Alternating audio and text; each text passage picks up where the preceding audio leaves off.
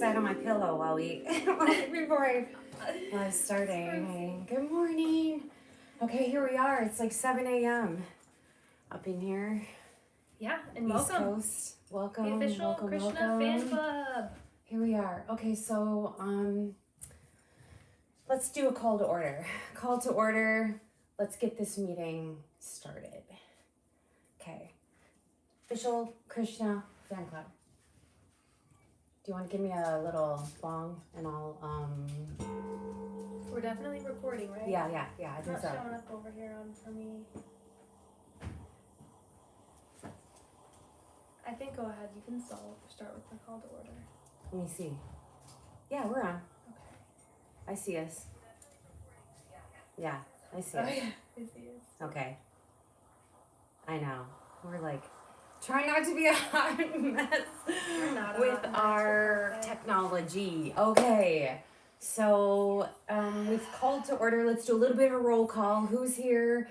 We've got Shannon right here. We've got Shay Sprucey, who's been like all energetic up until this moment. I know, now he's chilling. Now he's all quiet, but he's here behind us, and I know he'll make himself known as we go here. So welcome to Krishna Fan Club meeting number 4. I think we're on. Okay, so we do have a little bit of agenda that we want to do. Mm-hmm. We're going to start with the president's address, and that's myself. So I just want to say that it's a joy and a pleasure to do this fan club with you, my dear. This is my daughter, of course. You may or may not know that, if you didn't. And I was thinking about this morning about just the interactions that we've had and how we've been going through this journey with Krishna together. And I feel like... I might cry just like... I know, right? I feel like Krishna almost prepared and programmed both of us to be here at this moment. Mm-hmm. Just from the moment you were conceived and grew inside my stomach, and just the circumstance of your birth being so lovely. And if you haven't seen our one episode, I talk about how I basically meditated Shay out when she was born. And it's been your childhood preparing you to accept things that are maybe a little different, and have an open mind, and you are a joy. So I thank you for this. I thank you for this beautiful journey that you're on with me. And going along with my sometimes weird ideas, but here we are. Okay, so we have a mission statement that I'm going to read right now. The mission of the official Krishna Fan Club is to offer love and pure devotion to Krishna, offered in the spirit of laughter, joy, and mischief. We align our energies with all others who offer love and pure devotion to Krishna. Hare Krishna. Hare Krishna. So thank you so much for coming here with us today. So we have a little cheer. Are we going to do it? Okay, so our first segment that we have is Treasures of Krishna. And we like to do things that Krishna likes. And we do have some food that we're going to go get. We have to excuse Spruce during the beginning of our eating of the food because Spruce. But we wanted to do because Krishna likes when you say his name. Yes. And we want to do a chant, but we thought maybe we'd do it a little bit differently because that's just who we are. So we are going to do a little bit of a cheer for Krishna. So here we go. Krishna, he's our man. If he can't do it, no one can. Give me a K. K. Give me an R. R. Give me an I. I. Give me an S. S. Give me an H. H. Give me an A. N. A. Give me an N. Give me an N. Krishna. Krishna. Ow, ow. We love you, Krishna. We love you, Krishna. Thank you. And Krishna is more than just a man. Yes, we know that, but he is an infinite being of love, light, all the things. Hare Krishna. I love you, Krishna. And I just want everyone, if you're on, we have a couple of people. Thank you. Hello. Yeah, hello. Everybody that's saying hello. You are definitely a part of our roll call here. Yeah. Thanks for being here. Call them out. Who do we have, Shay, with us? Oh, I can't say the first name, but Debbie Child's here. Trailer Plots is here. I'm so sorry. I can't even pretend to pronounce the other name, honestly, but I'm glad to see you. Just spell it out. BAC some words, some letters I don't know. Maybe Nann, CMBCOB. Thank you. So glad to have you here. I'd love for everyone, let's just take one collective deep breath and just set our minds on Krishna. So happy to be here. I've been looking forward to this all week. Yeah, same. The official Krishna Fan Club begins. Thank you, thank you. Thank you, thank you. Okay, so Krishna definitely likes when we say his name. He likes when we offer things to him. Yes, so and we prepared him we something actually this did morning. make breakfast this morning. Spruce, so, you gotta come along with I me. know. Come And on, we're gonna save him a little bit of it because we feel bad about making food and not offering, because he is our, he's part of our club, but also he's a dog. So we want to eat without him. So what we made today, we made some French toast, which is kind of funny that we're making French toast, but we made it with some beautiful raw milk that we know Krishna loves, and we got some cream, some fresh cream, and whipped it up with honey, and it is so delicious already. So we're excited to eat. It's morning here, and it's early. So what time is it where everyone is? I'm curious to know, where are you tuning in from? Let us know in the chat. I can't read it right now because Shay's going to, but I want to know where you're from. What time is it? We're going to move some stuff out of the way so we can eat. We got some fresh blueberries. I was just talking about our food. This is homemade bread. Yeah, this is homemade bread as well. Also. So as fresh as we can make it. This is our plate for Lord Shri Krishna here. Yeah. And then we have plates for ourselves as well. Spruce is like, he's gonna be trying. Oh, I know. I know, buddy. I love you, bud. He's still a puppy, so I suspect as he grows, he'll be able to join us for these portions without being too disruptive. All right, maybe. But for now, will you read where the people are from? I was just asking while you're out of the room, like, where is everyone from? What time is it where they're at? 5:40 p.m. in India. Okay. Kerala, India, 5:40 p.m. Okay, so you're eating right now. Well, we're having breakfast. Why are Krishna's devotees always so joyful? Somebody asked me about like, who's watching your YouTube channel, or like, are you getting kind comments? And I'm like, yes, we have the Hare Krishnas here, and it's so true. Even the comments that we've gotten that have been, they've all been so wonderful. They really have been so like willing to teach us things that we don't know or don't understand. And it's just the spirit of Krishna, right? That's why I think it's just, oh, that looks so sweet. Hare Krishna. I know it's that. I know. It's like a joyful feeling in my heart. It to is. have Krishna with me in my heart. Like, and it's hard to not have that. It's like what we were reading in the Srimad Bhagavatam about, once you have tasted what's that line? Once you've tasted the lotus feet of the Lord. It's like the ecstasy or something. Yeah, you can do nothing but return again and again. It feels like that. It's so joyful. So yeah, this is this delicious cream we made. It looks divine, and I'm excited to eat. Hopefully you won't be bothered that we're eating. We're not gonna well, I'm gonna eat this whole thing. I was gonna say we're not going to, but yeah, we're gonna eat. So just in the meantime, I would love to get to know you guys a little bit more. I know that we have only a couple people here, but if you want to share like how you found your way to Krishna. I see a lot of you, or at least a couple of you, are from India, which is so unique to us because obviously we are in America. Yeah. We are in Connecticut. And we plan to visit India as soon as we can. We really do. It's been a bucket list for me for quite some time now. I need to make more. But it's so interesting, right? That all over the world, all of these people come to Krishna. Yeah, it's beautiful. It doesn't really matter where you live or how you live. Krishna can be in the heart of all his devotees, wherever that is. Cheers. Cheers. Hare Krishna. Hare Krishna. Itadakimasu.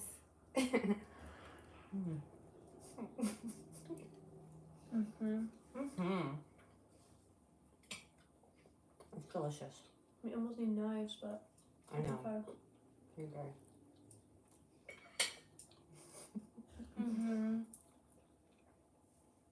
Trailer plots, we grew up with Ramayana and Mahabharata as part of our culture. I was thinking about that the other day when we were reading. How everything is a surprise to us. Yeah.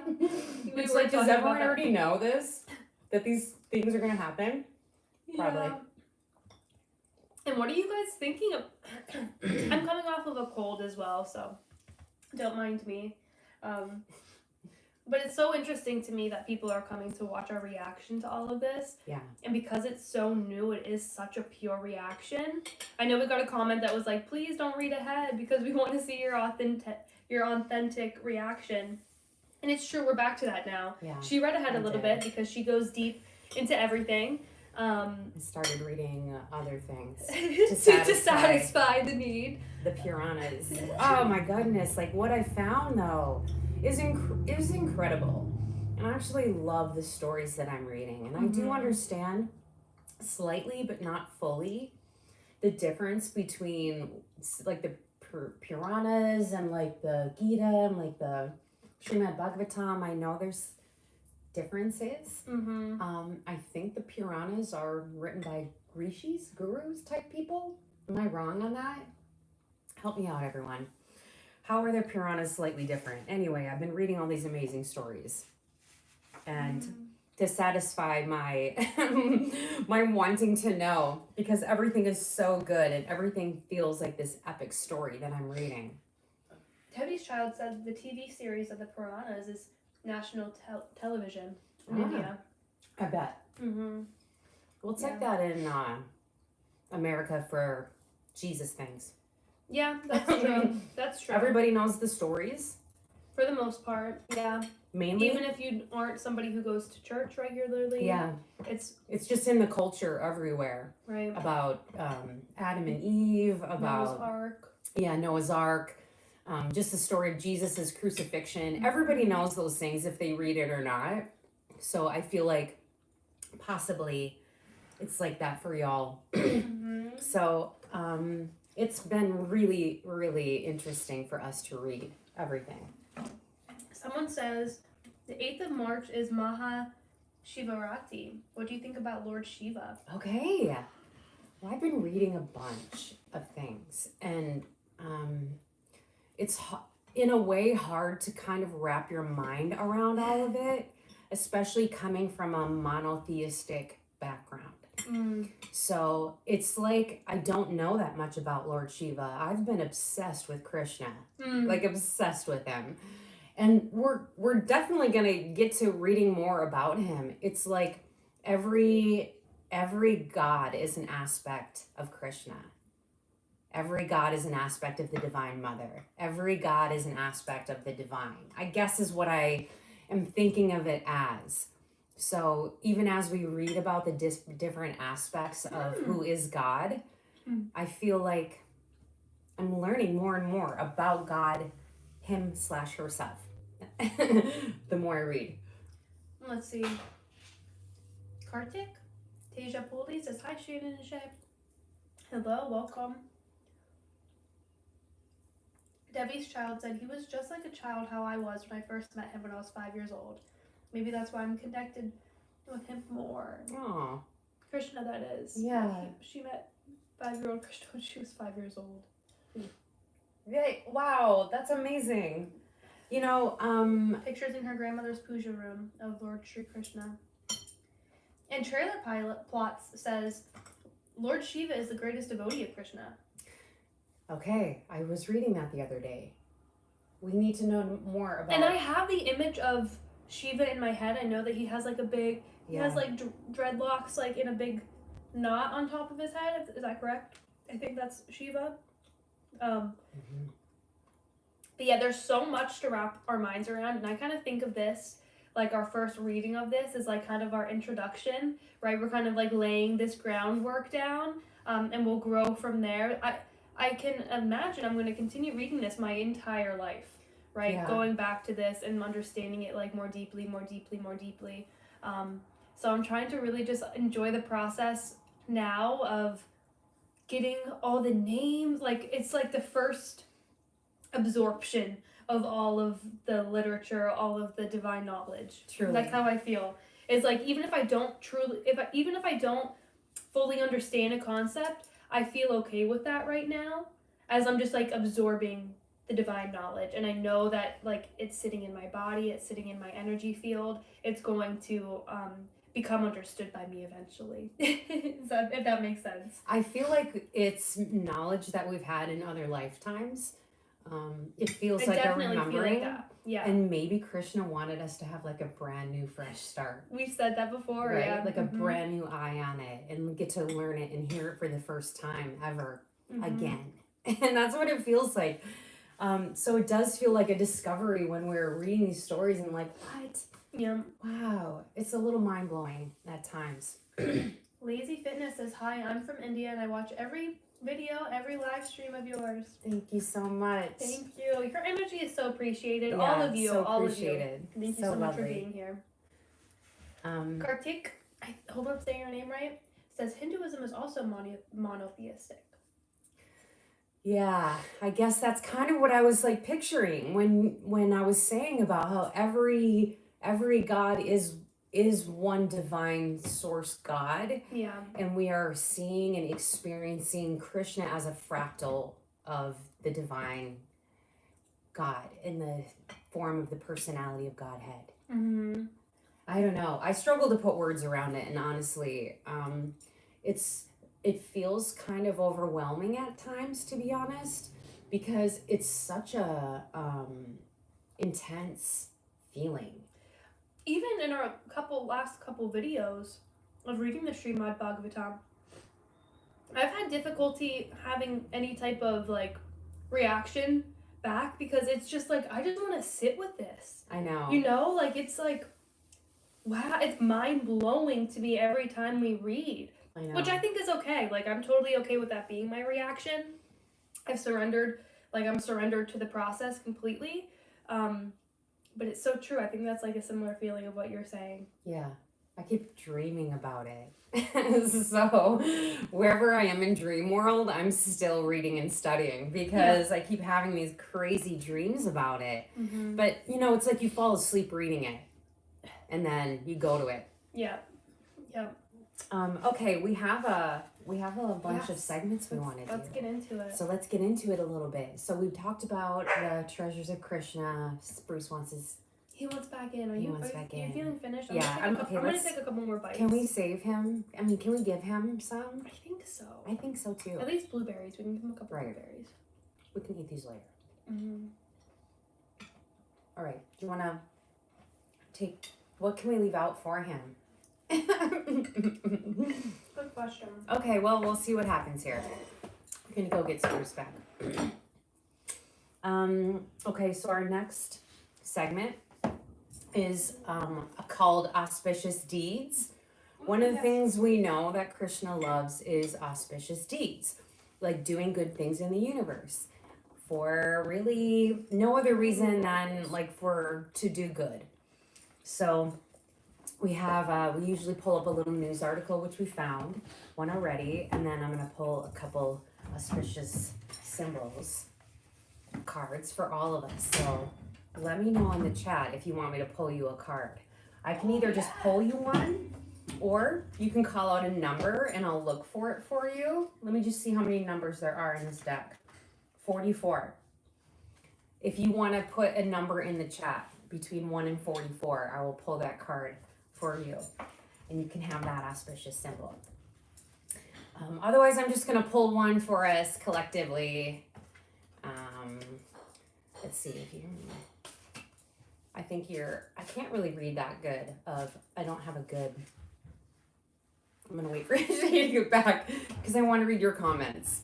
I think you said something about reading the one chapter at a time when we do our reading of the Gita or of the Srimad Bhagavatam.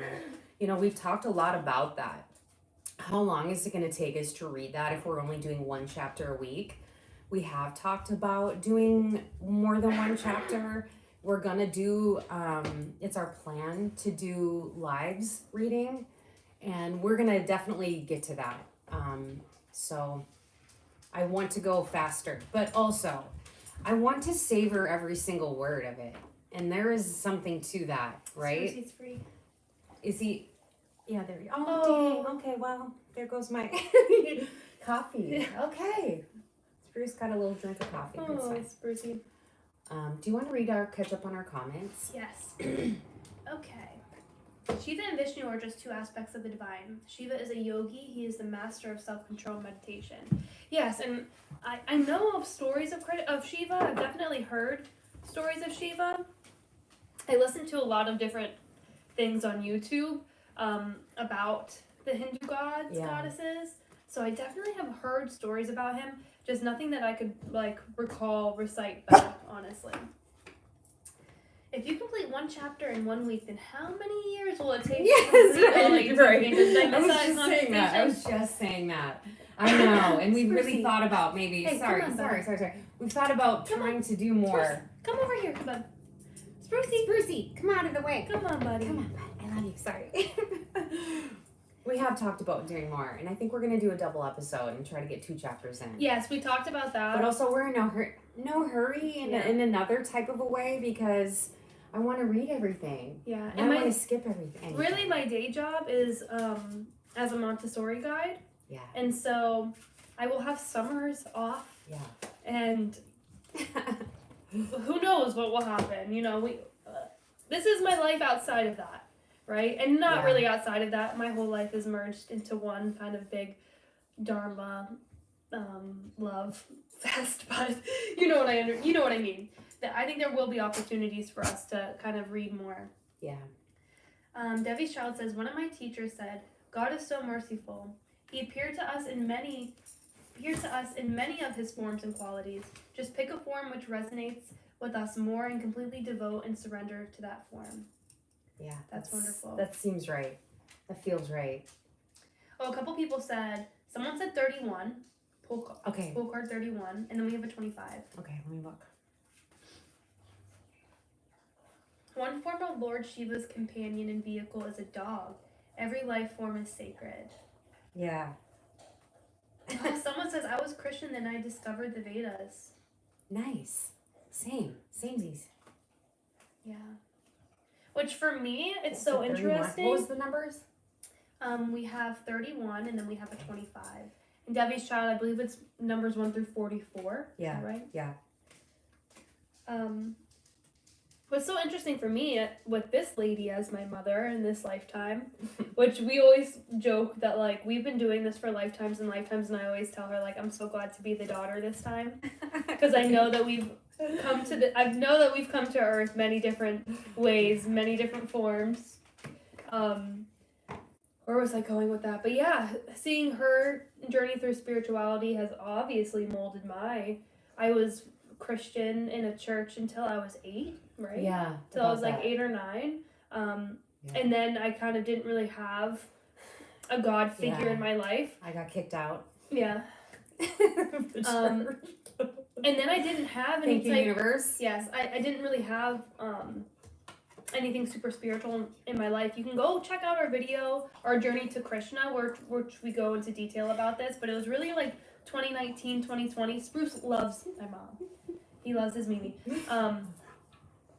But it was really like 2019, 2020 when I discovered like this deep love and need to study yoga, and that's when the whole spirituality of all of that came with that.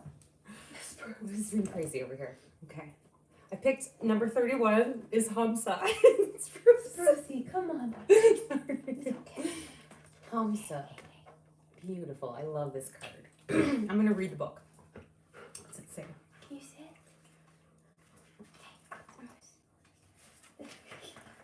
He's trying to get kicked out. The hand of the goddess ensures your safety and protection. Nice.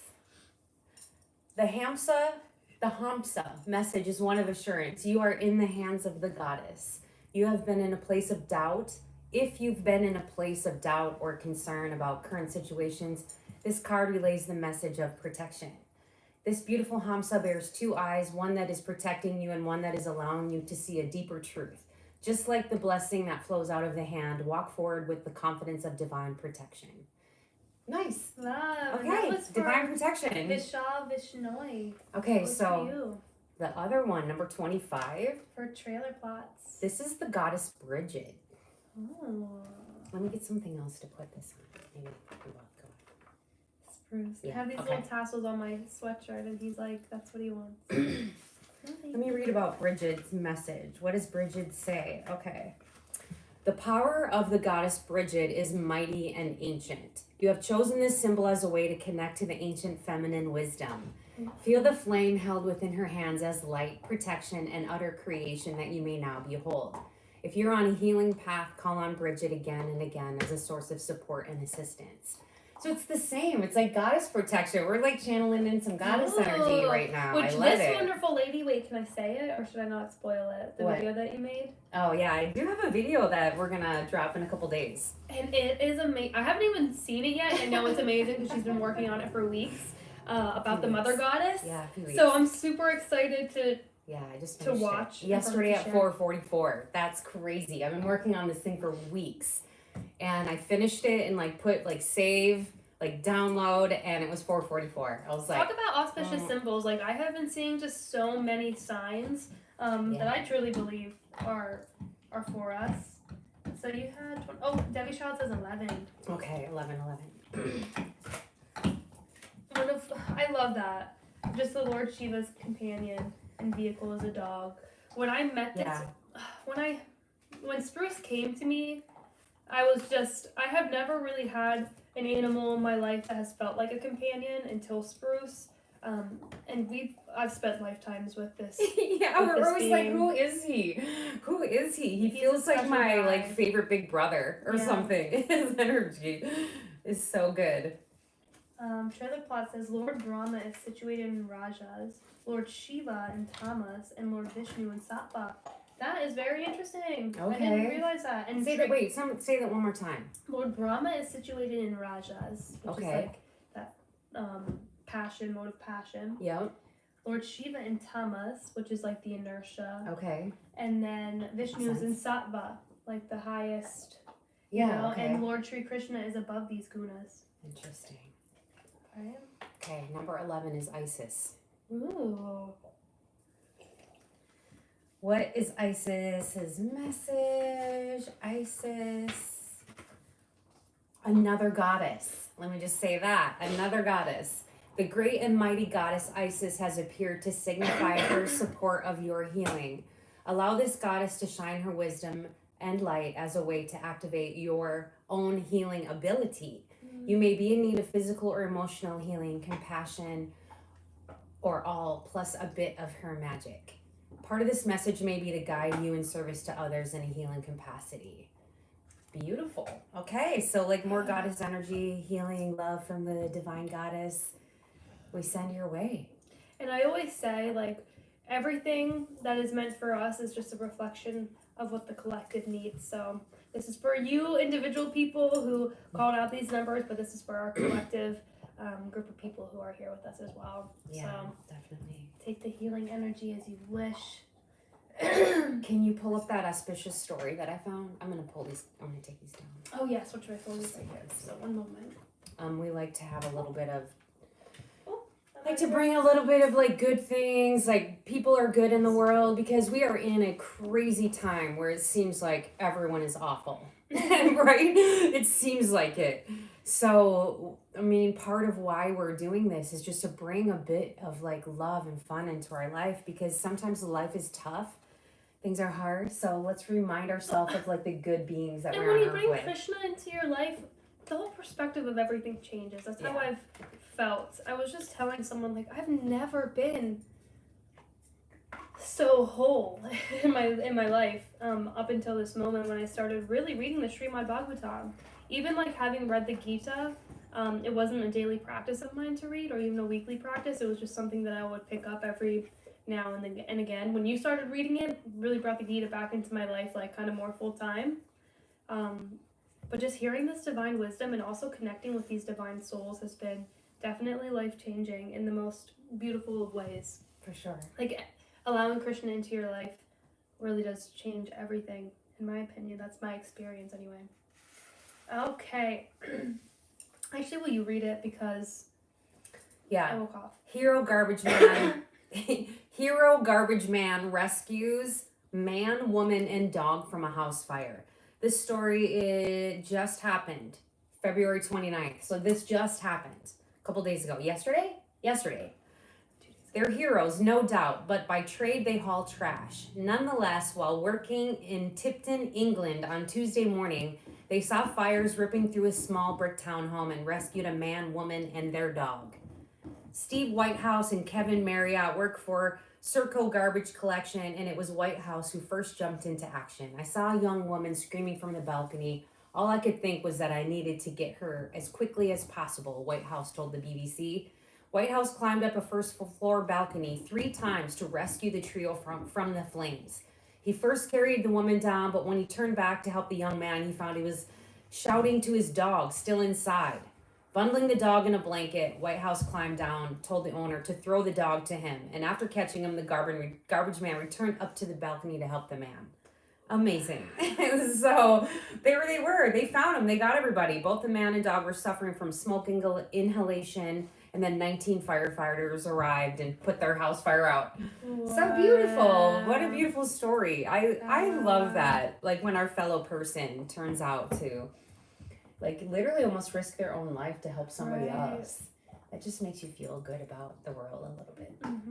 Considering it's not somebody trying to like harm another person. That's usually the news stories we get, like how, like who's the most awful person on earth right now. That's Trailer Plots is explaining a bit more about the Lord Brahma situated in Rajas because Brahma creates, Lord Shiva and Tamas because Shiva destroys, and Lord Vishnu and Sattva because Vishnu maintains. Okay, it's that trio. Yes. That idea of the... I think I've actually heard that before. That seemed really familiar. It does. Yeah, it does. And Trailer Plot says, Krishna's devotees can laugh, cry, become angry, enjoy, celebrate, and everything in between. There is no restrictions. And it's so true. Thankfully. Because I do all those things on a regular Well, we came into these human experiences to feel all of those things. That's what I thought before I really understood Krishna. And then coming to know Krishna, it's like, yes, that just solidifies it even more. You can have Krishna in your heart and you can still be angry. You can have Krishna in your heart and still cry, still laugh, still enjoy all the things. So I love that. Thank you so much for those words. Yeah. Okay, what is our next segment? Our next segment is Krishna Mischief and Stories of Krishna. Oh, which did you come up with one? I did find a couple stories that I wanted to read. So we've been just like looking up the different stories of baby Krishna because baby Krishna is so freaking adorable. So I've looked up a few different stories of baby Krishna like doing things. Krishna miraculously escapes is the name of the story I found.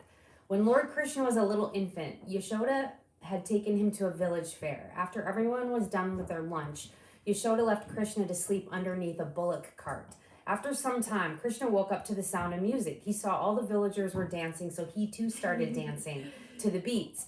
Krishna accidentally bumped against the bullock cart wheel, which led the cart crashing to the ground. People rushed toward the cart, expecting the little boy to be in a bad condition, but surprisingly, they found him still happily dancing to the tunes.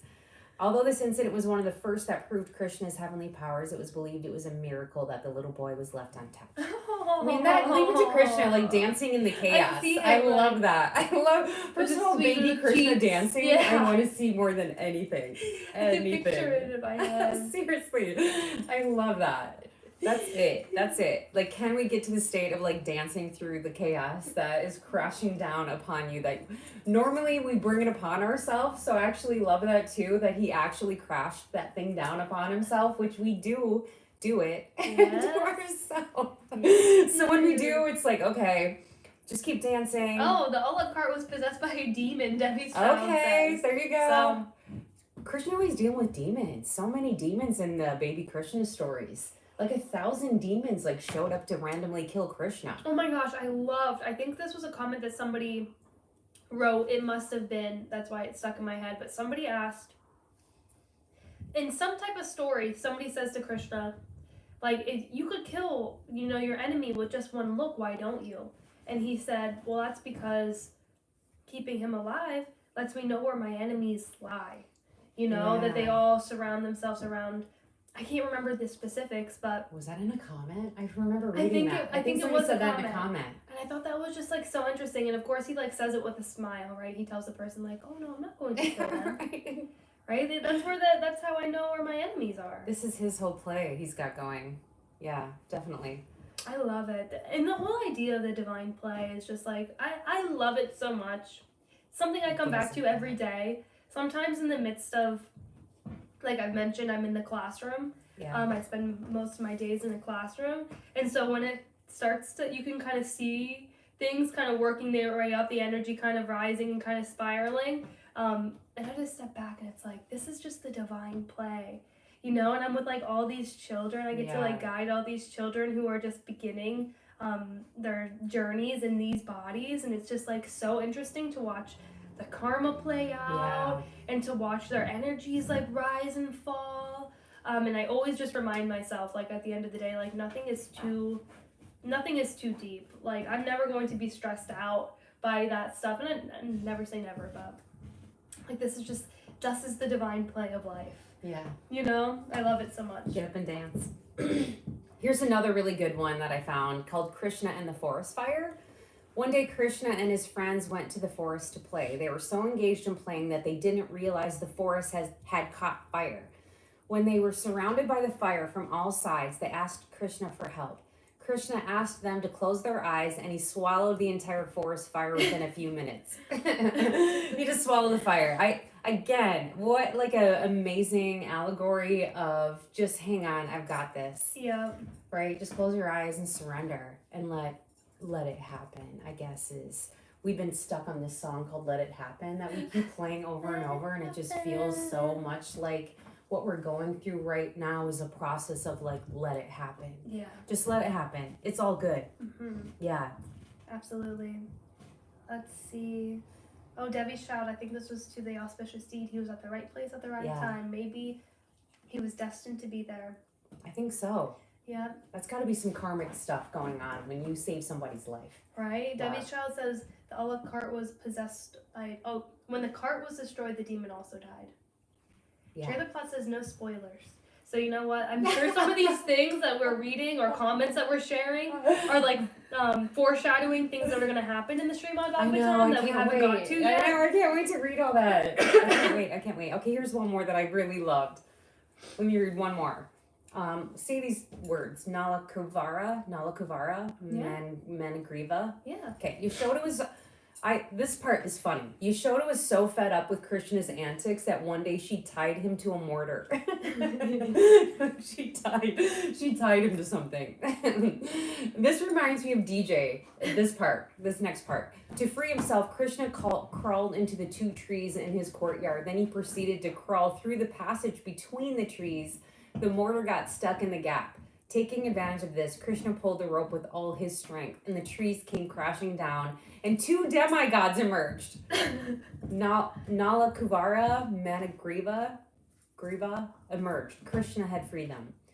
So that reminds me from their curse. Amazing. That reminds me of DJ when my youngest son, when he was little, we lived in Japan, and they would play this game, and he was a baby, and he would literally jump out the window. And in Japan, the houses are built super close to each other. And he would book it for this one gap in these two houses that none of us could fit in. And he would run for that. Little baby Krishna boy. I'll never forget one time. The game was that we would like be in and out of the house, kind of like hide and seek. Coolest house ever. And all the windows were really low. So hence why the baby could crawl out the window. Yeah. There's no way he could really get hurt. It was really close to the ground. But, and he was young. But we're looking for him.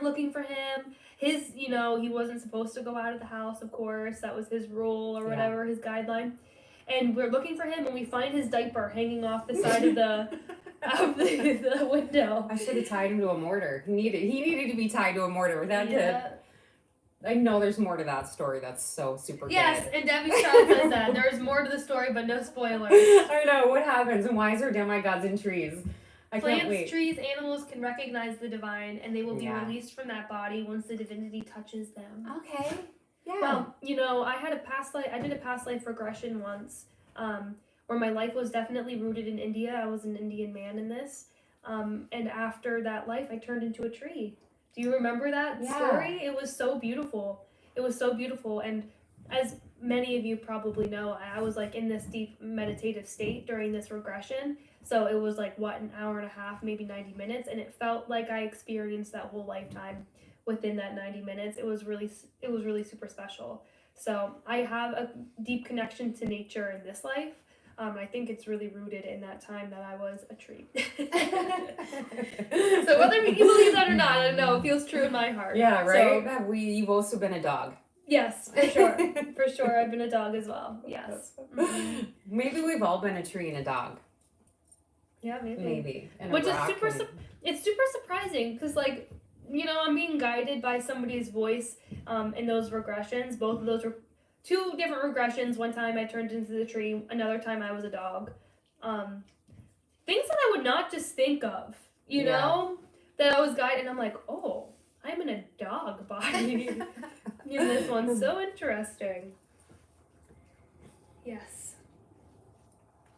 So if you guys have any stories that you particularly love, what's your favorite story? Please feel free to share them. Baby Krishna, Do we have Krishna. anything else on the agenda before we just open the floor? I think that we do have the Gita verse. Let's do that. Let's read the Gita verse. And we have 3 different types of Gitas, and we're going to read the same verse from all of them. I love doing that because it gives us like a little taste of different interpretations of it. Yeah, which yes, we get a lot of kind of comments and questions about what version that we're reading, and we'll say this again. This is the version Krishna gave me, so I'm going with it. Yeah, and eventually I will have a library. I know that. Oh yeah, for sure. All the different versions, they all do say the same thing. In the essence, essentially.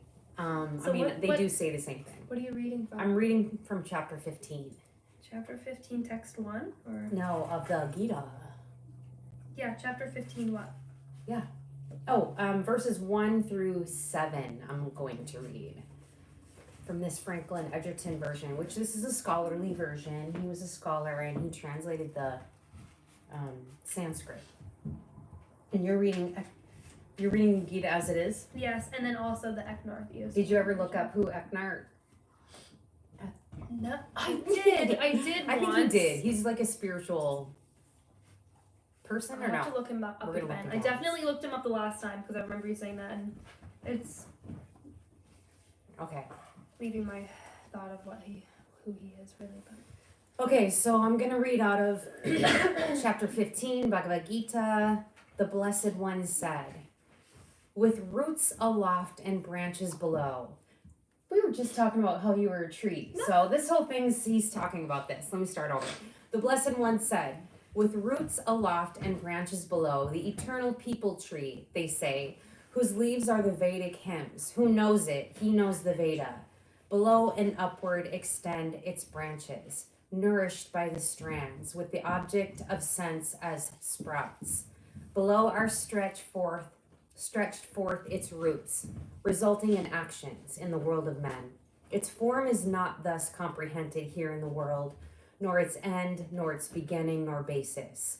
This people tree, with its firmly grown roots, cutting with the stout axe of detachment, then that place must be sought to which having gone men no more return, thinking, I take refuge in that same primal spirit, whence issued forth of the whole cosmic activity, without pride or delusion, victors over the sin of attachment, constant in the oversoul, their desires departed, free from the pairs known as pleasure and pain.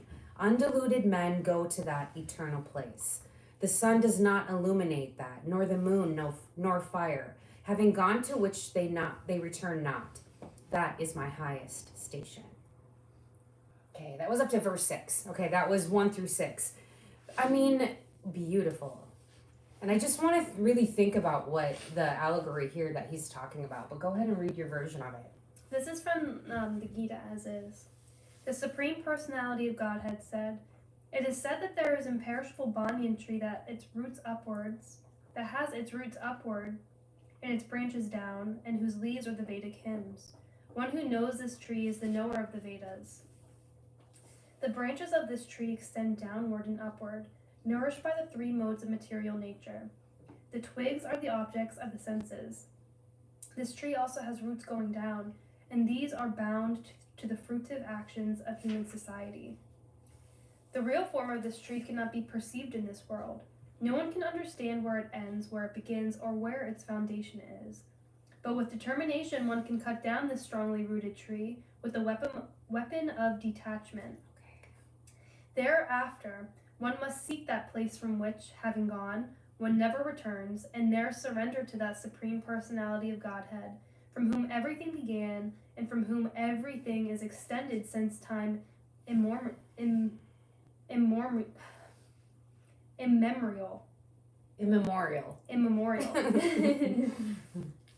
That supreme abode of mind is not illuminated by the sun or moon, nor by fire or electricity.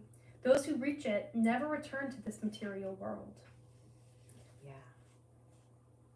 Wow. Oh, I skipped a verse. I'm so sorry. I'm going to back up 1 second. Those who are free from false prestige, illusion, and false association, who understand the eternal, who are done with material lust, who are free from the dualities of happiness and distress, and who, unbewildered, know how to surrender unto the Supreme Person, attain to that eternal kingdom. The supreme abode of mind is not illumined by the sun or the moon, nor by fire or electricity. Those who reach it never return to this material world. Okay, so detachment. Again. I want to read from this version too. Goes back to detachment. 15, right? I love that.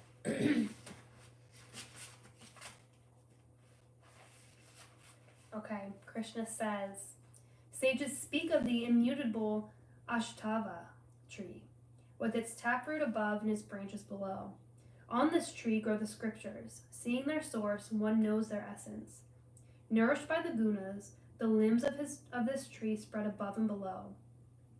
Sense objects grow on the limbs as buds. The roots hanging down bind us to action in this world. The true form of this tree, its essence, beginning and end, is not perceived on this earth. Cut down this strong-rooted tree with the sharp axe of detachment. Then find the path which does not come back again. Seek that, the first cause, from which the universe came long ago.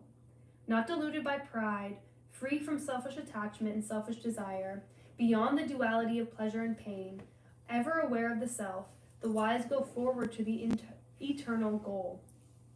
Neither the sun, nor the moon, nor fire can add to that light. This is my supreme abode, and those who enter there do not return to separate existence. Wow, beautiful. So lovely. That's really just the gist of life and how we struggle as humans to do what seems so obvious, what seems so easy, and what we hear all the time about detach from these, passions, these desires, all of those things that really get us stuck. When we were talking about that cart that Krishna brought down upon himself, it's those things that we put in our own cart.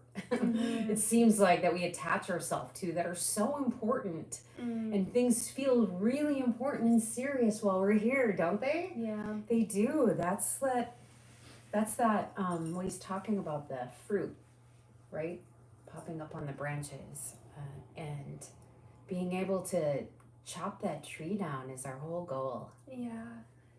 It's so interesting. I feel like I'm chopping that tree down like bit by bit by just reading the divine wisdom. Yeah. Like I was saying earlier, really just like this first time reading through these things and learning these things feels like I'm building a foundation, but really it's like a deprogramming of things that I thought prior to this, which is like such a beautiful journey in itself. And that's really why there's no rush for me, is because I do have some deprogramming to do. Yeah. And I want that to sink deeply into my body so that I can carry that with me, even from this lifetime, as I know I've carried it from past lifetimes as well.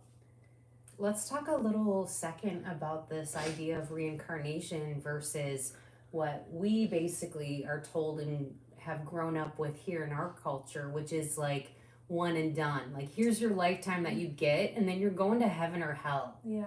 So you have to get it right. And if you're going to hell, it's eternal hell. And you only have one chance, which seems wild because it feels like I'm 53 years old and I just am now getting it together. So it's like, and maybe I still don't even have it together. So the idea of reincarnation in my head is very like comforting in some ways. Because then it's like, okay, wait, I'm actually just on a spiritual path, a journey.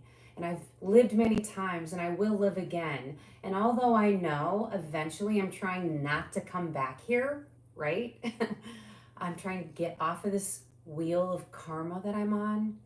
Knowing that that's what it is and it feels right. Mm-hmm. Knowing that does put some things in life in perspective. Mm-hmm.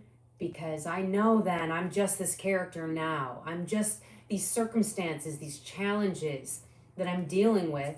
I've likely dealt with in other lifetimes. So I probably have some wisdom that I can call upon.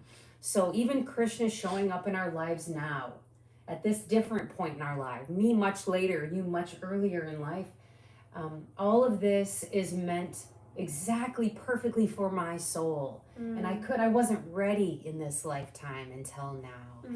And that just speaks to something that has occurred in other lifetimes, which I say again, seems right, seems perfect. And it's quite, I don't know. Oh, I just got full body. Right? It feels like a more expansive journey than maybe this idea of we get one chance at life, and if you mess it up, wow, too bad, you're going to hell. Right. Which, is there hell in Hinduism? There must be, because there's this story about the Pandavas, and they go walk into the Himalayas, and eventually, like, one by one, because like Yudhishthira is trying to get them to walk to heaven. Somebody help me out with this story. And they walk into the mountains, and then one by one they all basically fall until the last person, Yudhishthira. And he gets to heaven and he's let in. And when he gets in there, he finds out that his brothers are not there. Draupadi's not there in heaven. In fact, they're down in hell. And instead, he sees the Kauravas partying it up. And he's like, why are they here? And that's when he's like, well, they died in battle. They died they died as warriors. But that's not what you guys did. You guys just dropped off a mountain. So you got to go pay for your stuff in hell. I think, is hell temporary? Tell us. Somebody tell us about, what is that? Or is that just a different realm of existence where you experience your sins again? I'm not really sure. I'm gonna back up a little bit. Debbie Shah will come back to what you said about discussing the stories of the mango seller lady and Krishna eating mud. Trailer plot says, people think that the reflection of the tree in the water is real and they jump into it to find fruits, but they realize it's all an illusion. That's a good one. Also says, reincarnation makes actual sense. Yeah, it does. Debbie's child says, those hells are more like lower planets, which have more hardships in life. Yeah, okay. There is no hell in heaven. There is no hell or heaven in Hinduism, but the colonials who ruled India translated it by using their Christian vocabulary. Yeah, no, that makes sense. They are temporary, Debbie's child says. Okay. They're temporary states.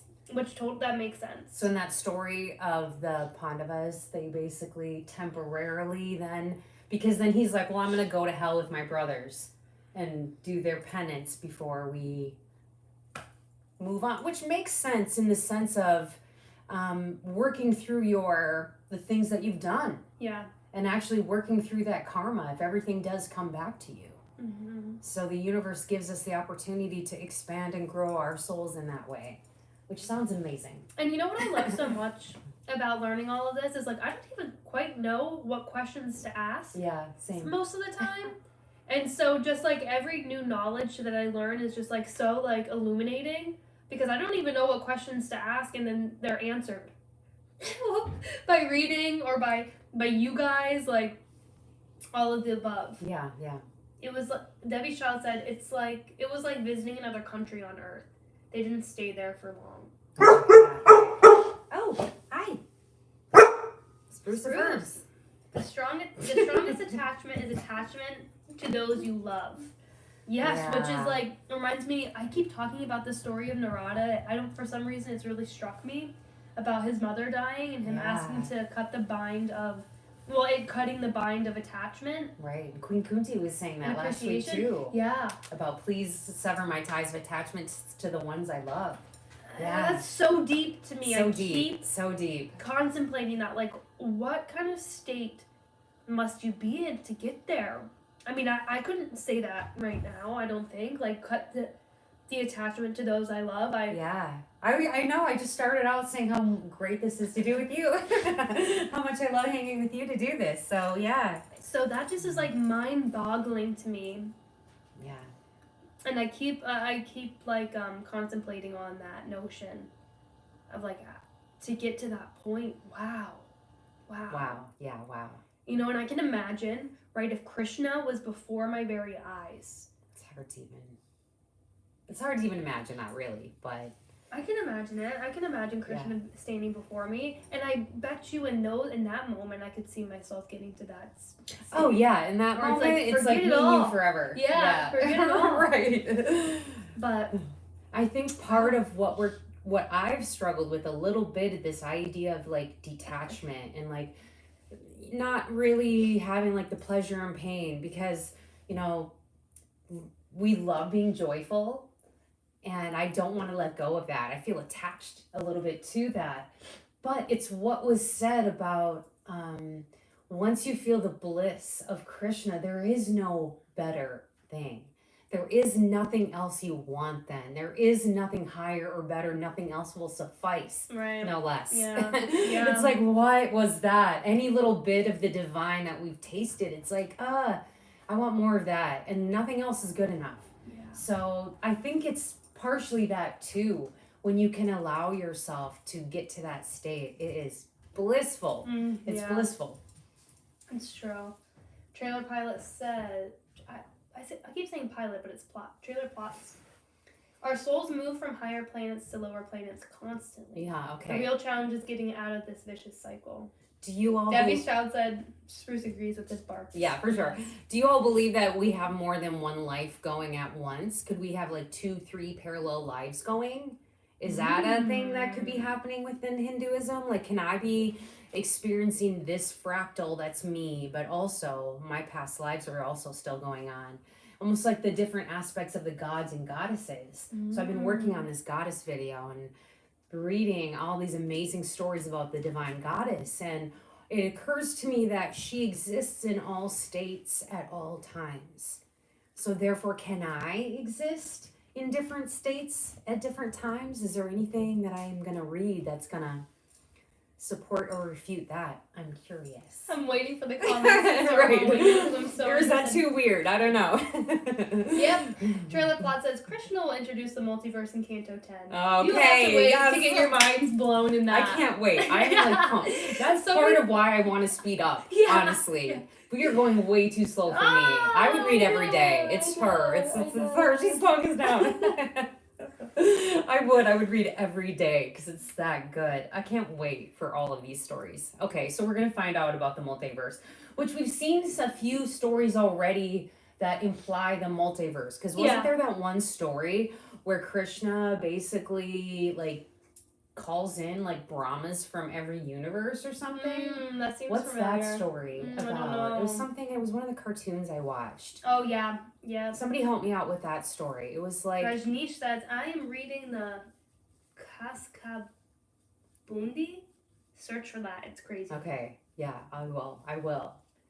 Debbie's Child says, maybe an advanced yogi or devotee. Okay. There is also time travel and time dilation in the Srimad Bhagavatam. Okay. And Debbie's Child says, I have heard of multiverse, but not soul living in multiple places at once. Maybe there is. I think so. Yeah, I'm open to it. Yeah, I'm open to that. We have a very human understanding of time here on Earth, and I have to wonder if these multiverses exist. Can I exist in all these different multiverses simultaneously? I think so, maybe. I mean, Krishna can do anything. We've been told that. You know, I think about this woman has just amazing, like, dreams. Okay? I've always had crazy dreams. Always that I love. I feel like they're for me when she tells them to me. So I'm always like down to hear one of her dreams. But I think about that dream you had about the building blocks. Oh yeah, that was a cool one. And that is what really makes me believe that yes, of course we can live like multidimensionally. Of course we are. Like how if our energy is infinite. Yeah. And if we can never be killed. Yeah. Right? It's like it just makes sense to me that we have this energy field. Why wouldn't we have it? Why wouldn't that be expanded out?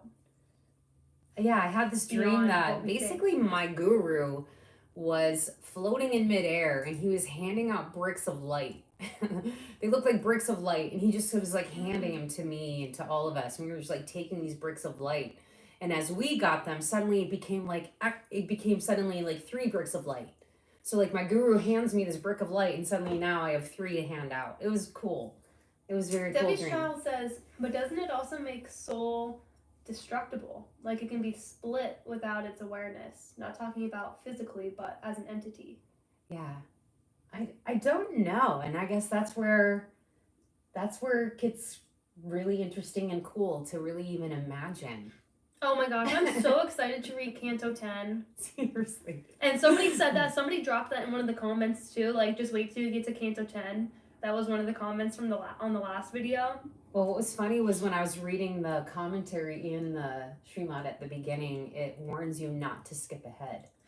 It's like, don't skip ahead. Like all the tantras in Canto 5, apparently, that too. They're like, don't skip and read all the sex things yet. I am so excited. That should be an interesting like canto to get to. So okay, well, so much to learn. We can double time things by doing 2 chapters at least 1 week. We were gonna do it last week, but Shayla literally didn't feel good. Yeah. I did ask her, could we do 2?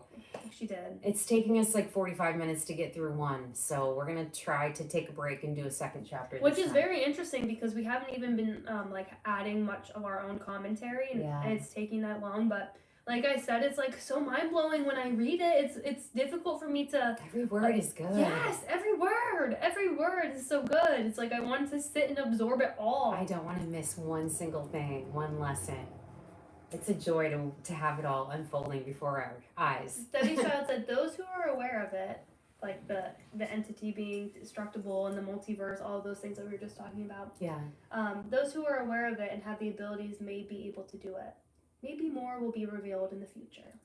It seems like, is that part of what Patanjali was talking about in his Upanishad? Where he's talking about the different spiritual powers you can get. Oh, in the sutras? In the sutras, where you can like levitate and become invisible, stuff like that. If you're able to do that stuff, yeah, you probably have a decent idea of the multiverse and how that's playing out. I don't know. That'd be cool. I had a dream about that one time. Actually, that was another cool dream I had. Okay, Trailer Plot says, Bhagavad Gita and Srimad Bhagavatam has the juiciest part right in the middle of the book. And Debbie's Child said, I know you guys are busy, but I still feel the interval is too long between the live videos. Yeah, it is too long. It is. Again, I'm going to try to talk to Shay into doing more of these. Yeah. For me, I understand that too. Yeah. I do. I think it's part of it is it's a lot to integrate. That's how I feel. I know I keep saying that. And we'll talk about it all week. Yeah. Because we are just hearing it now for the first time. So some of it is that. But yeah, we want to speed up. We definitely want to. We do. I do. And we will. We will. I'm trying to really just trust the divine timing of it all. And when it's meant to be, it'll be. Like, really. And I know it just takes, like, yes, we're doing it. Action. We need action, too. I know that's a part of it. But it will happen. It will. I know it will. But the live videos, I would genuinely like to go live at least once a week. I know. I want to read live. Yeah. Because reading live and just being live. I feel like we get the comments afterwards and then we miss out on and like what people could be telling us in the middle of it. And I love this interaction here where it's like we can read the comments, we can respond. Yeah. I love all that. One of like I would love to be able to respond to everybody's comments. A lot of the times I read a comment, it blows my mind. And then I don't go back to it. Right. So just know, even if we're not responding to your comments, like every single comment is read. Every single one of them are. Yeah. Yes. Someone, Rajneesh says, Kagbashundi was a crow. It was gifted that he or she can travel in time, or in other timelines he has seen multiple times Ramana and Mahabharata. Nice. That's cool. That is cool. Well, it's like that thought of Narada floating through the universe, just floating in and out. Did somebody say that Narada won't come back during the Kali Yuga? I think someone did say that. And how come? Why not? Is there there's probably a story on that. I'm sure there's a story on that. Kali Yuga, I mean, that's just a topic that we could talk about. Like, we're all experiencing Kali Yuga together. Yeah. Trailer Plot says, in India, every state have their own god, and in every village there is a different god guarding the areas. Krishna is famous in Dwarka and Vrindavan and Mathura. Okay. No, makes sense. There's no way possible to track all the goddesses. I already know that from trying to research to do the video. There's no way possible you can name them all. And so many aspects. There's so many different, well, just like they were saying, local gods and goddesses. So for me, it's really again, sort of the different vibrations, the different aspects of the goddesses that I'm finding out about that are just it's so satisfying and fulfilling to read the stories. Yeah. Oh my God, the story of Kali emerging, I'm going to have to read that and do a video just on that. Yes. Yeah. Right out of the Rig Veda. Wow. The stories out of the Rig Veda, just when you read them out of the Rig Veda, they're so good. So good. So I have been reading some of that, and that's mind-blowing. Yeah. You hear about Kali, but no, when you read the story of her actually emerging, I have a little snippet in the video. I'm dead. It's so good. And she's been talking about this for weeks. We go on long walks, and she's like, the story of Kali is insane. It's so good. She told it to me. She told it to me, and it was beautiful. Someone says, what do you think about finger mudras? I love mudras. I really think that they embody like a certain type of energy, depending on what mudra you're doing. I use mudras daily, I would say, actually. I love mudras. Yeah. Awesome. I really think I always do the lotus mudra, just like throughout the day. Even for some reason, this is one that's really been calling to me for like the past year, the lotus mudra. But there's like, as you know, like so many mudras to choose from. So I love them. Yeah. I think it's a way to embody a certain type of energy in your physical body. Yeah. For sure. My guru will give me mudras to do sometimes during certain time periods. Mm-hmm. He'll be like, do this for a week. Mm-hmm. And I don't really even know necessarily what it is, but you can feel it. Yeah. You can totally feel it in your energy body, I think. Yeah, I think so too. Debbie Stroud says, be open about those special lessons. It may not have meant literally. Maybe at the time that writing the way needed to be. I'm still confused about some of those lessons, especially in the 10th canto. Yeah, we're gonna... Trailer Plot says, if you want to know more about Kali Yuga, then you can read Kalki Puran. Yeah, we're gonna get to the many stories. Yeah, and I know so many people have been suggesting us things to read in the comments. It's like my hope. Eventually, we'll get to all of those. I'm reading a bunch of it. Yeah, she is. That's all I do. I'm like a total book nerd, and I have no life, so I just stay at home and read things. But there's some stuff I'm having a little bit of problem finding in English. A lot of it I can find in English. Yeah. But I was looking for something the other day, and I couldn't really find it. So there's a couple websites that have some really good resources, but there's so much to read. So much, like an infinite amount of things to read. And it's our hope. I don't know if we've shared this here, but I would love to just have the collective energy there.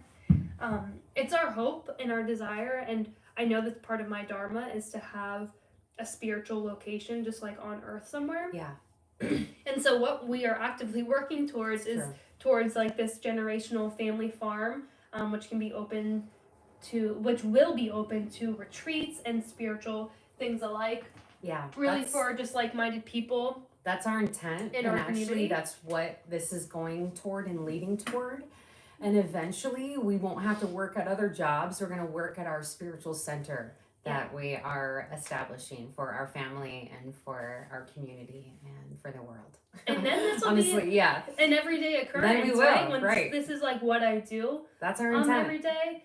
I know for me, I'm going through different initiations at the same time. Yeah. And so I'm just like honoring the process. That's why it's like, speed it up, read more. It's like, we will eventually. We will. Absolutely. Like, I want this to be my everyday daily life. And it is my everyday daily life. It is. Yeah. But I would just love to share and connect more and more. And that's the goal. Yeah. That is our... We're actively saving money for that. Yes. Eventually, if we do get monetized on YouTube, the money we get will go towards that. Yeah. That's our goal, is to have this spiritual center. I have had multiple dreams about it, so I already know about it. For sure, we're going to have it when we're here on Earth. Yeah. Someday come to our spiritual center and visit us. We're going to be putting retreats on. It might take a minute, but we're definitely going to get there. Yes. But that's, I feel like part of where Krishna is leading us. So I'm excited for that. I can't wait to get to that part of the timeline. I love it. And Chadigar, I don't know what that is. In Chadigar, farmer, they create God and they farm. Yeah, that's what we're going to do. We're going to farm. And in last, if corp, they give offering. If it's bad, they punish them. Well, I know that I'm supposed to tend to the land. I don't know if that's what you're speaking to, us like having this farm, or if that's a separate story, but I know that I'm supposed to tend to Mother Earth. Like I said, I have a deep connection to nature, so I'm like so looking forward while also honoring the present moment. I know that that's all to come in due time. I know. I can't wait to meet our cows. Oh, I know. I've been thinking. I just like I can feel our cows, and I literally have goosebumps as she said that. I'm really excited to meet all of our animal companions in that way. I feel that we are all gathering in this collective energy, and that includes all of you. Yeah. So I'm really grateful. Trailer Plot says, even one lifetime is not enough to understand a single scripture. I feel that. All the best if they are going for all of them in this lifetime alone. Yeah, I'm not. I'm definitely not going to be able to, but yeah. I love to read, and I know there's like 1,000 things to read, so. There's so many to read, and so I appreciate all the recommendations. For sure. Yeah, I love it, and what Krishna wants me to read, he will gift me. You know? Yeah. That's how I feel. Yeah. Okay. All right. Are we ready to wrap it up? I think we are. It's like we have our whole weekend to do still. We have a bunch of stuff that we have to do today. So thank you so much for being with us. I love doing these lives. So yeah, let's. Oh, the next. Okay, so my birthday is April 8th. Yeah. So next Krishna Fan Club is the weekend before my birthday. Nice. So I'm gonna super be looking forward to that. It's going into springtime. So much is just like, I really feel like this emerging from my soul, like coming out of winter. Yeah. And here where we live, it has been cold. So like having the sunshine, like really grounding down into the earth, I'm so looking forward to that. Yeah. This emergence from this cold, dark night. Sure. I love it so much. Yeah. Yeah, Debbie Child said, please don't make it complicated. Sometimes it can make us unmotivated. Take the necessary breaks, for sure. Yeah. Amen. Trailer Plot says, in Hinduism, New Year starts from April. Nice. Okay. So cool. Party next one. Yes, we'll be celebrating. So our next Krishna Fan Club, same time, 7 a.m. Yeah, I hope this worked out for you guys, and let us know either now or in the comments afterwards, like if this time worked well for you. I really liked getting up and doing this at this time. So next Krishna Fan Club will be April 6th. That's a Saturday, 7 a.m. Eastern Standard Time. We're looking forward to that. Perhaps we'll have another live in between there. Yeah. I hope to. That would be nice, and we'll let you know. We'll definitely. Lobby Shay. Be like, Shay. The collective consciousness every day. Will create. The collective consciousness will decide. Yeah. That's for sure. Jai Shri Ram, Hare Krishna, Hare Krishna, Hare Krishna, Hare Krishna. At 6:30 p.m. we usually have some puja in our puja room. Nice. 6:30, which will be, but it's okay, I will find time. Well, we're happy to adjust, honestly. Yeah, we are. We're trying different times, so. Yeah, we're open to accommodating as many people as want to be live with us, really. For sure. Okay. Well, thank you so much, Hare Krishna, and Hare Krishna. we'll see you. We'll see you next week. This week. Yes. We love on Canto 1, Chapter 9. Yeah. Yeah. Story's getting good. Yeah, of course. Okay. Until next time, Hare Krishna. Thank you so much for being here with us. Bruce is asleep now. By the end of it, of course, he fell asleep. Bye.